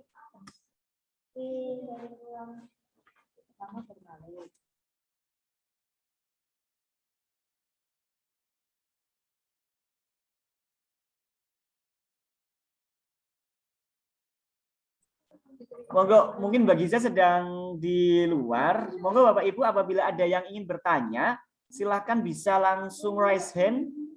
Nah, sudah kembali nih Mbak Giza ya. Ke pasar mungkin tadi. Aduh, enggak Pak, tadi ke mute. Jadi saya ngobrol sendiri tadi ya. Siap. Silakan Mbak Giza, monggo. Ya, terima kasih Bapak Ardi atas paparan yang sangat luar biasa, padat, jelas, dan insya Allah bermanfaat ya. Semoga sehat selalu Bapak. Baik Bapak, Ibu hadirin sekalian, masih semangatkah? Boleh acungkan jempolnya untuk lebih semangat lagi. Mana tadi ya yang ada putra-putri siswanya? SDR Josari 2 Semarang. Boleh? Mana jempolnya adik-adik? Masuk. Coba anak-anak masuk. Ya, aduh, Masya Allah. Semangat sekali, saya senang ya hari ini. Acaranya sangat seru. Baik, untuk pertanyaan boleh kami tunggu.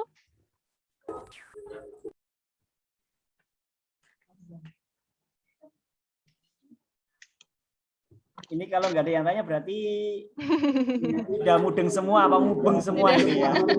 Boleh Bapak Iya, Ibu, antara tanya gratis kok. Monggo. Sadi, Monggo, sinten nggih? mohon izin bertanya. Dari MI Taufiqiyah. Halo, bisakah suara saya terdengar? Iya, Ibu, Terdengar, silakan Bu. terdengar. Oke. Terima kasih untuk Pak Ardi untuk tadi penjelasannya luar biasa dan mudah-mudahan kami nanti dimampukan untuk bisa melaksanakan apa yang sudah disampaikan dari A sampai Z. Nyon sewu, yang perlu saya mohon penjelasan berkaitan dengan untuk pengolahan sampah itu cara penghitungannya itu mohon bisa diperjelas lagi cara penghitungannya itu seperti apa, karena kan tadi hanya persentasenya sekian-sekian. Sementara untuk bulan Desember ini anak-anak sudah tidak masuk ataupun sudah tidak aktif. Nah, itu mohon penjelasannya untuk lebih detailnya berkaitan dengan kita untuk pengolahan sampah mengidentifikasi permasalahan berapa persennya itu, Pak Adi. Ngaten Pak Ardi, terima kasih. Sementara itu dari kami MI Taufiqiyah matur suwun. Wassalamualaikum warahmatullahi wabarakatuh. Waalaikumsalam warahmatullahi wabarakatuh. Oke, ini langsung Mbak. Iya, silakan Pak Ardi. Oke. Ya, baik. Boleh jawab. Dari MI Taufiqiyah. Baik. Untuk penghitungan persentase pengelolaan sampah itu yang dihitung adalah timbulannya gitu Bapak Ibu nggih. Kalau memang kemarin pandemi, ya udah yang di sekolah yang ada saja, tidak usah yang mengada-ada begitu. Ada peraturan pemerintah tentang besaran jumlah sampah yang ditimbulkan oleh setiap manusia Bapak Ibu. Saya juga baru tahu tahun 2014 kemarin pada saat mencoba menghitung sampah yang saya keluarkan setiap bulan, estimasinya berapa. Ternyata dalam satu hari setiap manusia itu menghasilkan sampah itu sekian kilogram begitu, sekian 0, berapa kilogram. Kalau yang sering nyampah ya sampai 1 kilo 2 kilo begitu ya. Begitu. Jadi yang dihitung Bapak Ibu nanti sampah yang sudah terpilah di sekolah. Saya yakin tidak semua sampah dikelola di sekolah. Ada yang disumbang ke TPA, ada yang disumbang ke bank sampah. Gitu kan Bapak Ibu nggih? Jadi ada yang dikomposkan di sekolah. Yang dihitung adalah jumlah sampah yang masih tertinggal di sekolah yang tidak diangkut ke TPA. Tapi hati-hati Bapak Ibu. Betul-betul yang bisa diangkut, dialihkan ke TPA adalah yang sudah betul-betul residu, gitulah. Residu yang sudah betul-betul tidak bisa didaur ulang. Begitu. Bapak Ibu untuk yang telat, misalkan telat kegiatan hari ini, nanti akan saya tayangkan ulang di YouTube. Ya, jadi nanti bisa diulang-ulang kembali. Begitu. Jadi begitu Bapak Ibu, untuk menghitung prosentase adalah berapa jumlah sampah yang ada di sekolah yang ditimbulkan oleh warga sekolah. Kemudian setelah itu dihitung yang keluar itu berapa persen, berapa kilogram begitu. Yang masih tersisa berapa kilogram, yang terkelola berapa kilogram. Tidak harus kok Bapak Ibu dipresentasekan berapa persen. Karena nanti dari tim itu sudah akan menghitung sendiri. Jumlah warga sekolahnya sekian, kemudian estimasinya sekian, yang terkelola untuk menjadi kompos sekian, yang ke TPA sekian, ke bank sampah sekian. Karena nanti di instrumen penilaian Bapak Ibu sudah mengunduh semua nggih. Kemarin di file yang waktu tanggal 25 sudah saya lampirkan kuesionernya, kuesioner 04 begitu nggih.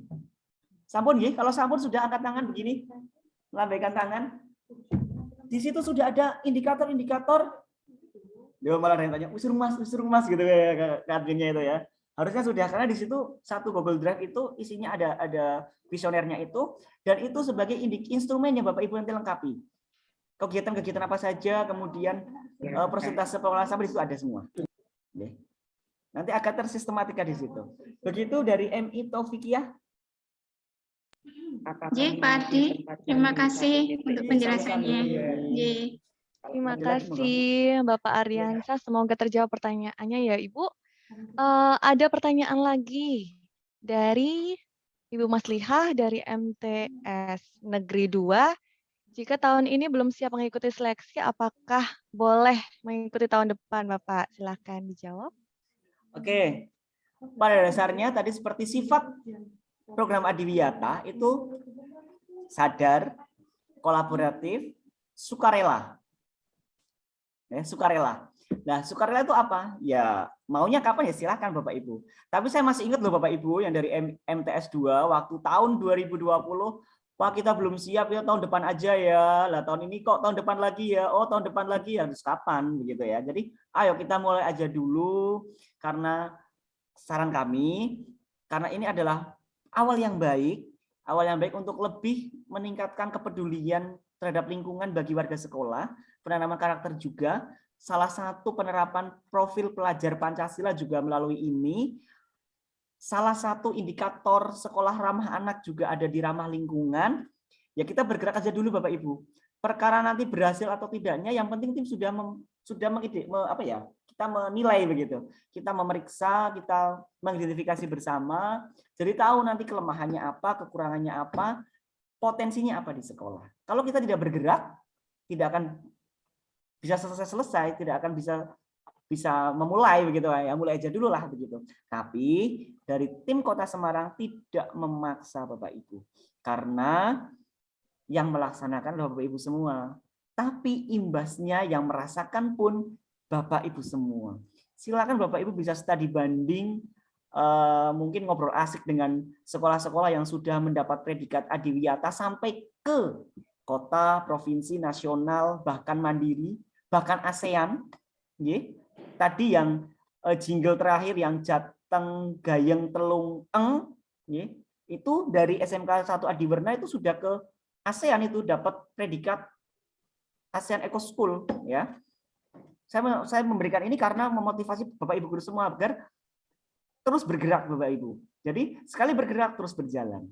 Saya yakin kita semua sepakat bahwa kita tidak betah hidup di lingkungan yang tidak nyaman, apalagi tidak sehat. Begitu. Monggo Bu, kita serahkan kepada sekolah masing-masing.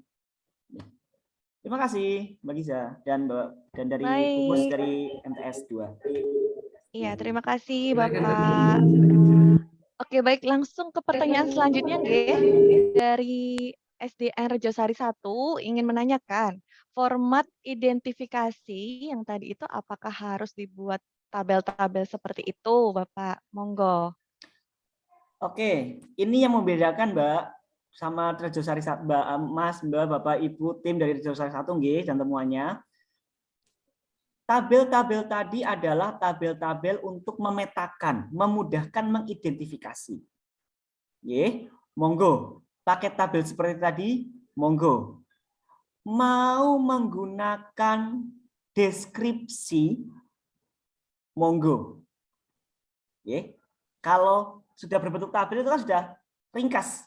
Oh, kondisinya ini, kemudian solusinya ini, rencananya ini, kemudian skala prioritasnya ini. Sudah tinggal dimasuk-masukkan. Tetapi tatkala mau dibentuk seperti kajian kayak makalah paper gitu Bapak Ibu paper ya. Silakan deskripsi, tapi saya yakin pada saat kajian jauh lebih banyak identifikasinya. Pekerjaan panjenengan lebih banyak. Nah, monggo nanti setelah ini file yang saya sampaikan ini akan saya masukkan ke Google Drive, saya berikan ke Bapak Ibu semua beserta format, contoh format yang insya Allah bisa dipakai monggo untuk identifikasi ini. Seandainya mau membuat format sendiri silakan. Yang penting hati-hati Bapak Ibu. Rencana program harus berdasarkan IPMLH dan IDS. Ngaten nggih? Rencana program harus berdasarkan IDS dan IPMLH. Jangan sampai ada program tidak ada dasarnya. Saya dasarnya ngelamar Mbak Giza karena saya kenal dulu dong, saya PDKT dulu dong. Itu kan dasarnya seperti itu misalnya gitu. Ya. Gitu dari SD Rejosari 01 ya tadi. Semarang Timur kalau nggak salah ya. Ya, betul Bapak. Tanya Pak. Monggo ke Mbak Giza Halo, dulu. mau tanya Pak. Silakan Bapak, monggo.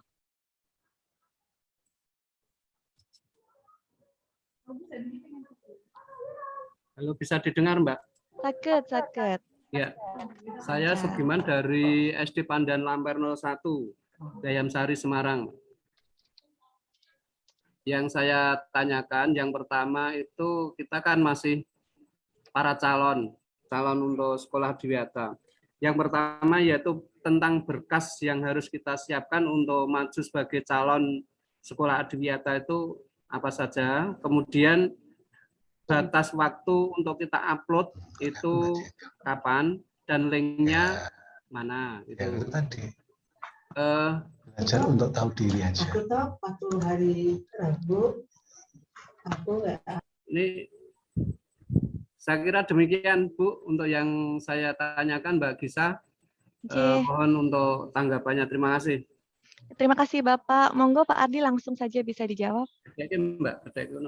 Oke, terima kasih dari SD Negeri Pandan Lamper 01 ini saya terima kasih sekali banyak yang mengikuti di sekolah. Bapak sesuai dengan yang kami sampaikan timeline waktu di Balai Kota, mungkin bisa dibuka lagi nanti untuk jadwal agendanya begitu nggih. Di situ sudah kami cantumkan bahwa pemberkasan akhir nanti di bulan Juni 2022. Pemberkasan akhir Bapak Ibu. Kemudian awal ini ada kegiatan pembinaan sampai dengan bulan Februari yang diawali dengan pembinaan di Balai Kota kemarin untuk dasar, kemudian hari ini adalah ngosik yang pertama, yang kedua, tapi part yang pertama untuk angkatan panjenengan semua. Kemudian nanti di bulan Januari awal ada ngosik terkait dengan bagaimana Bapak Ibu mengintegrasikan lingkungan PLH ke dalam perangkat pembelajaran. Nah, untuk blanko atau instrumen yang dilengkapi, monggo silakan Bapak Ibu bisa pirsani di kuesioner yang kemarin kami lampirkan di mana ya, di file yang kemarin berkas itu nggih Bapak Ibu nggih. Di situ ada instrumen yang harus dilengkapi. Tidak harus di bulan Januari ini Bapak Ibu, tetapi itu nanti dikumpulkan di akhir pada saat bulan Juni, ya, di saat bulan Juni Bapak Ibu. Saya berikan contoh aja Bapak Ibu. Ini ada file saya berikan, ya. Mungkin Bapak Ibu belum ada yang baru mendownload tapi belum membuka-buka, membaca-baca, ya. Karena nanti di bulan Januari itu nanti juga ada BIMTEK seperti ini, BIMTEK bagaimana mengisi file foldering khusus untuk admin. Ini sangat ringan untuk kepala sekolah, karena saya yakin kalau kepala sekolah yang mengikuti nanti tambah pusing. Jadi adminnya saja yang tambah pusing nanti, yang biar pusing begitu. Oke. Nah, sebentar.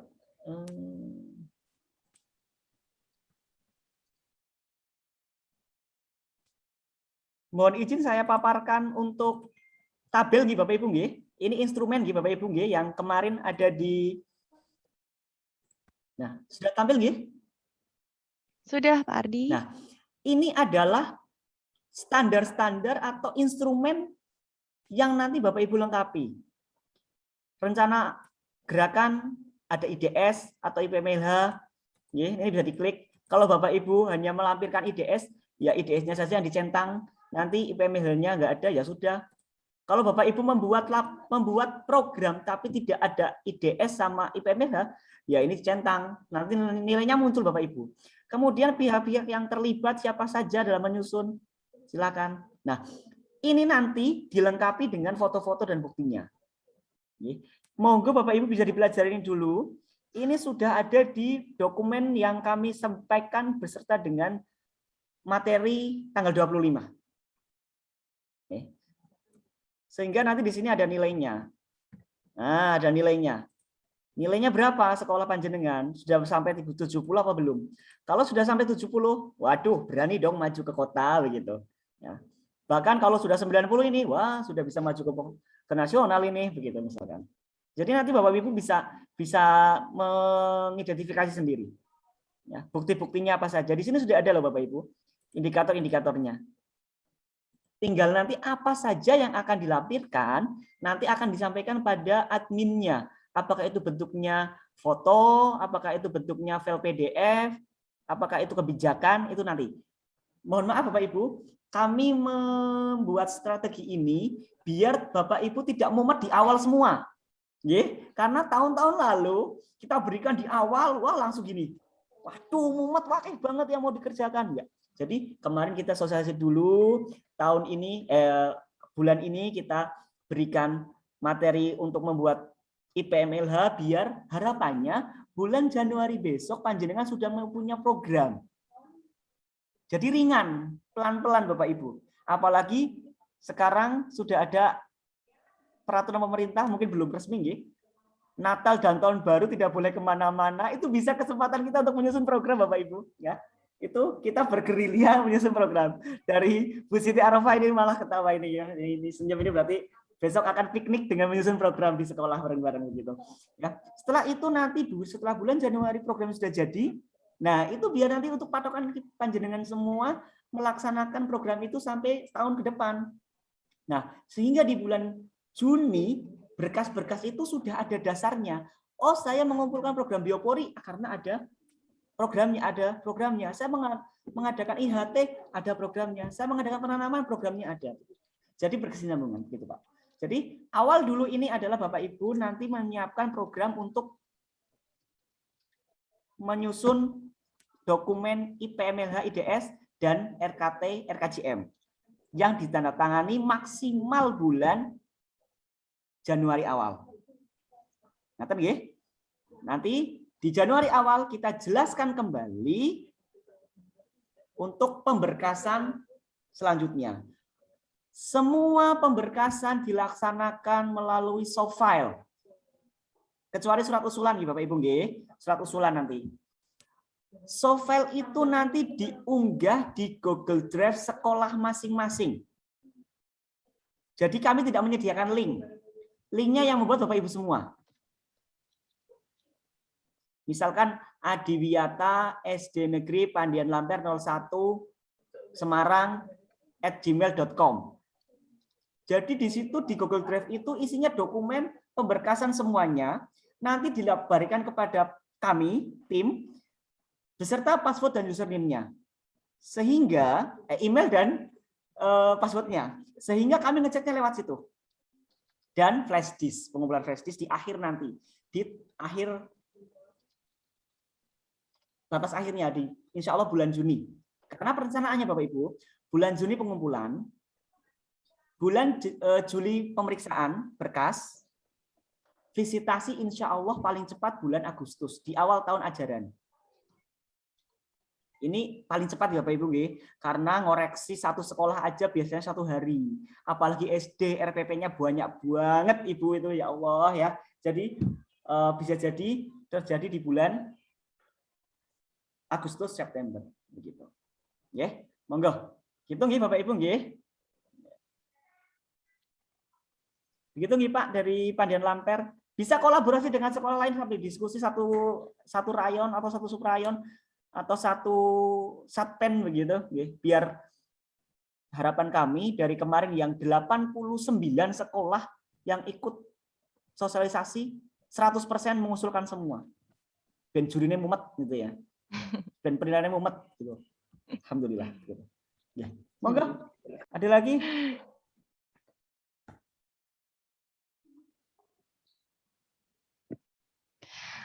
Baik, terima kasih Pak Ardi, luar biasa sekali. Ini pertanyaannya sedikit-sedikit kecil-kecil, tapi jawabannya ini ya, sangat padat ya Pak. Oke, saya lanjut.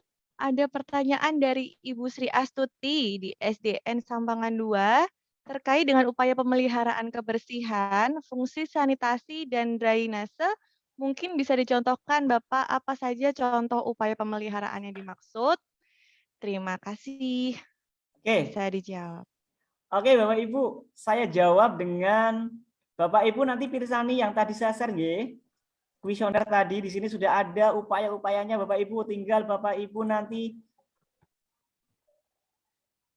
sesuaikan dengan yang di sekolah.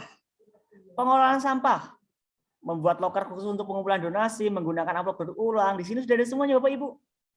Nah, kebersihan sanitasi melalui penugasan mungkin atau membersihkan toilet, membersihkan drainase, menguras speed tank jika penuh, mengadakan lomba kebersihan kelas, mengikuti kegiatan Jumat bersih atau Sabtu bersih, memperbaiki toilet, drainase. Di sini ada semua Bapak Ibu. Kalau ada yang di sini sudah tidak ada, mungkin di sini ada tulisan bersih-bersih pantai, membersihkan kipas angin, bla bla bla bla. Di sini di instrumen ini ada semua.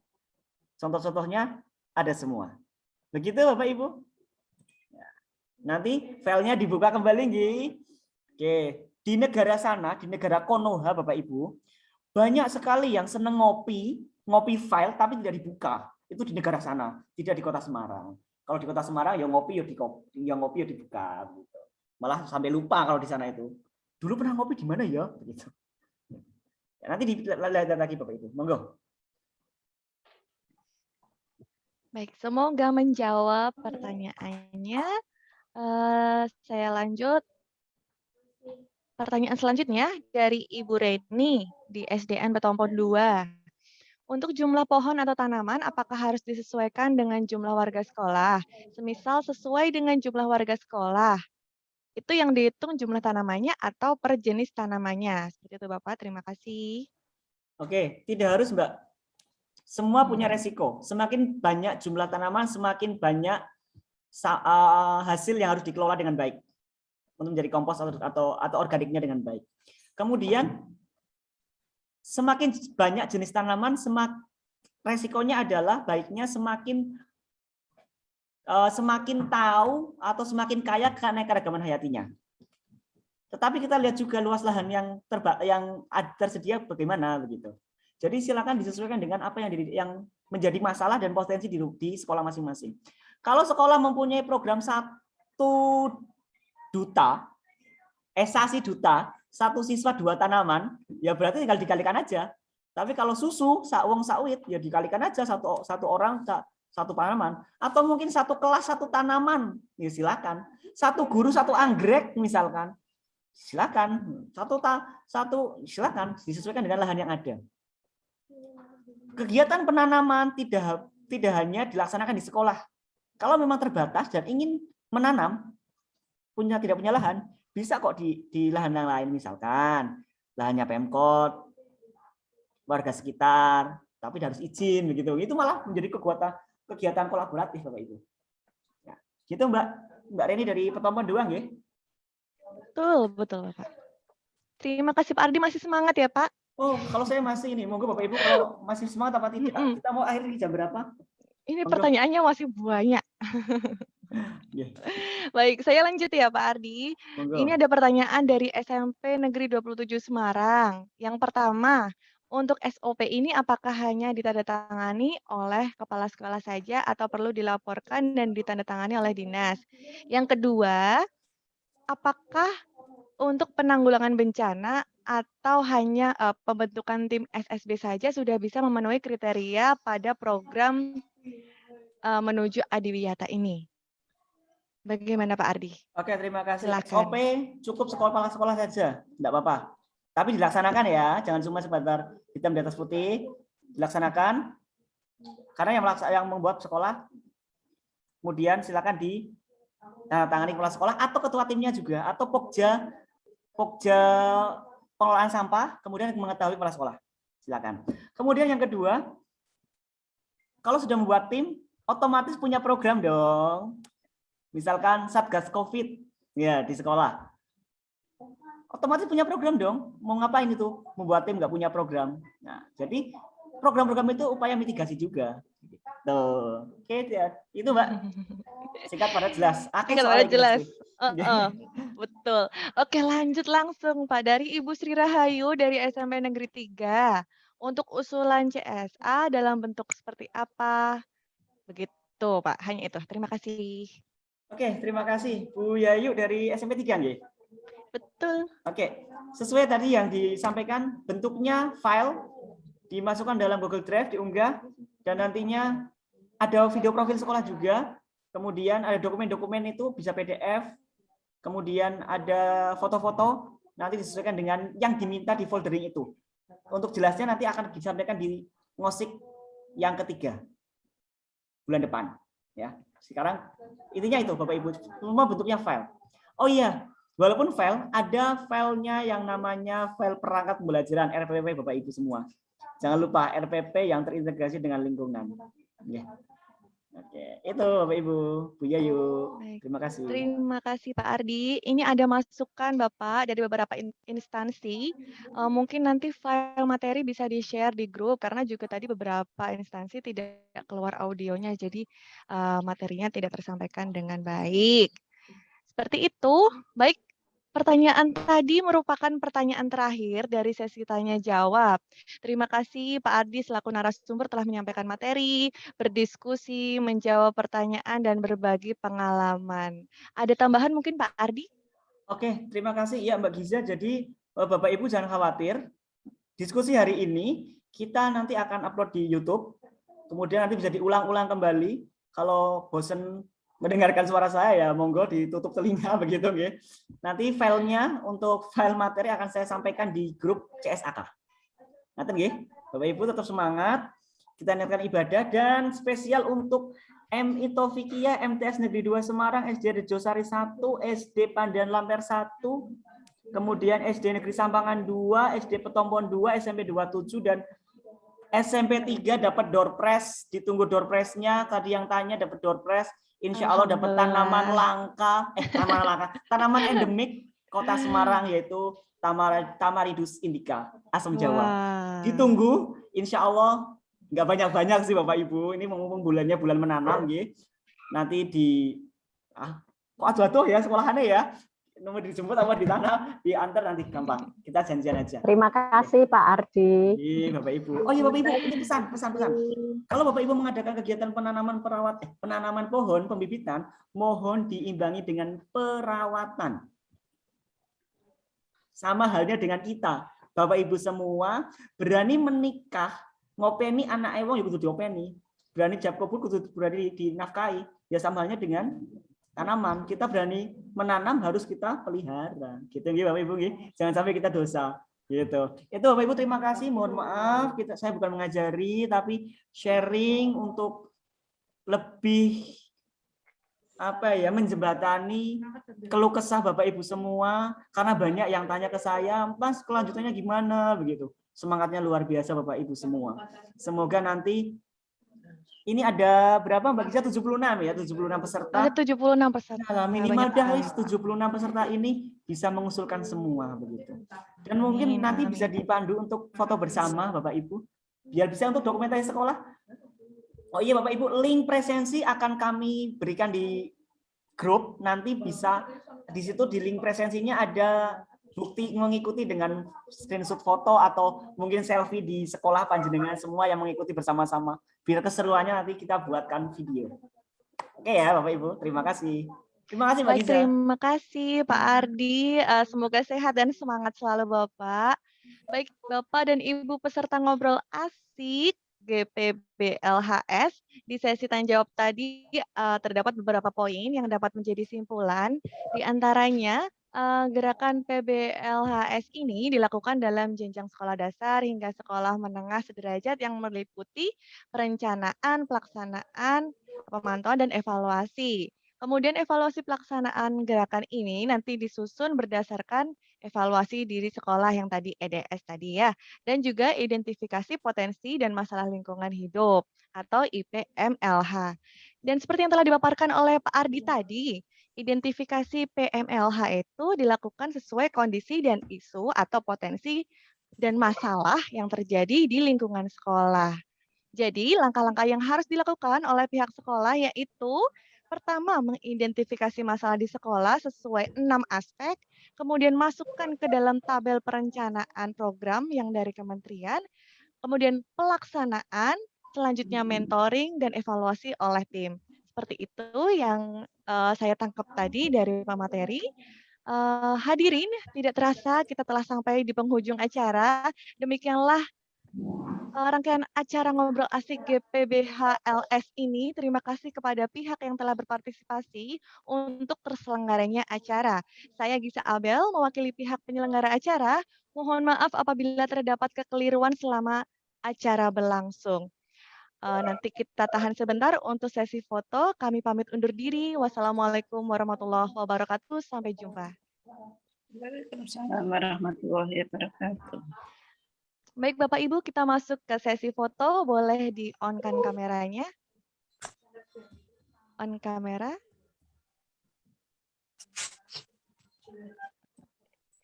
Ada 3 kali foto ya. Kita tahan selama 5 detik. Ini yang bagi saya yang mengambil. Pak Ardi saja. Oh, oke. Oke, Bapak Ibu juga boleh mengambil kok, ya. Asal jangan tidak ambil sebelahnya loh Bapak Ibu. Saya yakin di sebelahnya Bapak Ibu. Oh ya, untuk konsumsi bisa diambil di rumah masing-masing Bapak Ibu. Oke. Baik, 1, 2, 3. Oke, tahan Bapak Ibu. Ini baru yang pertama. Ada 3. Saya simpan dulu.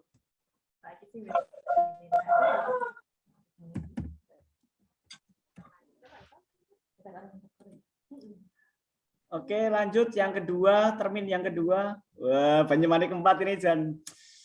Mas Agus itu guyune sengir. Jos nih, semangat ini. 1, 2, termin 2, 1, 2, 3. Oke. Kita ulangi.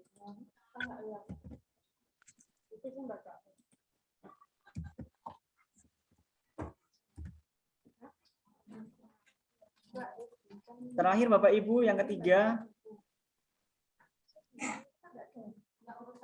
Oke. 1, 2, 3. Oke, terima kasih. Mungkin ada tambahan dari Mbak Agustina Maharani. Mungkin ada tambahan Mbak Nina. Silakan untuk memotivasi. Monggo Ibu Agustina.